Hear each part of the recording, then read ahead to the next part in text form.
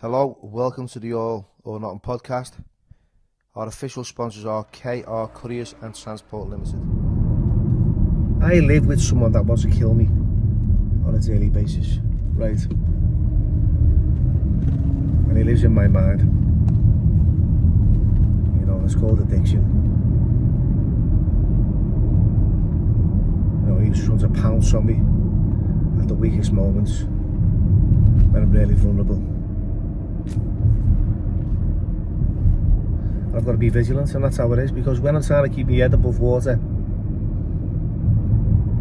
trying to stay clean and in recovery on a daily basis, then I've got to be aware of what's going on. Now, if you lived next door to a serial killer, you'd want to know where he was going, what he was doing, what he was up to, who he was meeting, what time he come in, what time he went out. You'd want to know absolutely everything about him. And that's what happens here in my mind. I've got someone who wants to kill me. Not with an axe, not with a gun, not with a knife, but with drugs. You know, he wants to revel in my misery, slowly torturing me to a point where I just can't cope, where he isolates in despair, you know, freaking out till I've had enough. That's what addiction is. You know, so I was on a relapse. Coming back, you know, was really, really hard.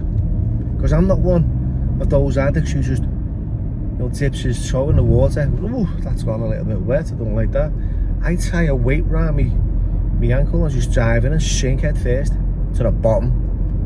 And I'm in it for a while. I'm out there, you know, and I'll be lucky to get back. Some people end up in jail, which I have done a few times. You know, unfortunately, some people die. Some people go insane and end up in psychiatric wards.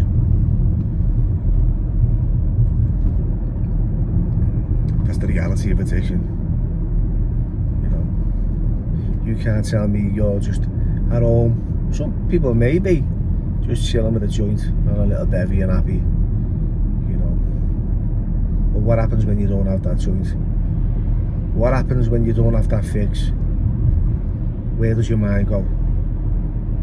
Because you've got this mind that speaks to you in your own voice, and you've got these thoughts that, you know, enter the back door of your mind intrusively, you know, put you down, call your names, tell you that you're not worthy, attack your self-esteem.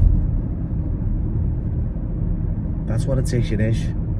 That's how I can sum it up. It's insidious. So yeah, I'm in recovery. I've got to be vigilant. I'm not saying every day's a battle, because it's not. I've got no desire to use. I wake up and I just go about my day. I don't think about drugs, if ever. Talk about them, you know. I've got no desire to use them because I've had to surrender. You know, that was a word I didn't want to use, surrender. And when someone said to me, look Bill, you've got to surrender to win. When you surrender from the heart, you'll never have to fight again. The war will be over. So that's what I did. You know, that's what I do. You know, on a regular basis. So if you're struggling out there, just know that you're not struggling alone. I've been there. Some days I'm still there. But when I do struggle in them ways, you know, I pick up the phone and I speak to someone. I get some identification. I speak to someone who's been there.